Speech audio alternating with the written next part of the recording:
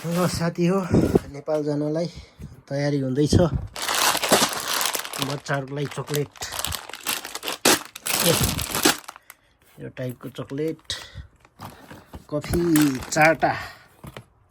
लगभग 1000 पिस जति होला मिक्सिङ कफी सबै खोलेर चकलेट चाहिँ सबै यति खोल्दाखेरि बनेको चकलेट यति एक टुकडी भयो ल भुइँभरि अनि यो भयो ग्यास अनि यो भयो गिफ्ट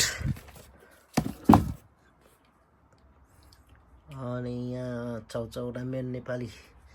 के कोरियन चाउचाउहरू मन पराउँछन् बच्चाहरूले अनि हेयर ड्रायर एउटा मम्मीलाई एउटा बुढीलाई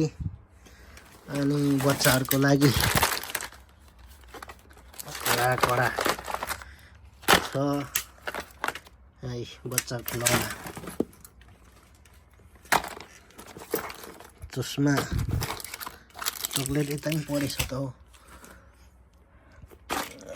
अनि कपडाहरू छ कपडाहरू नदेखा मलाई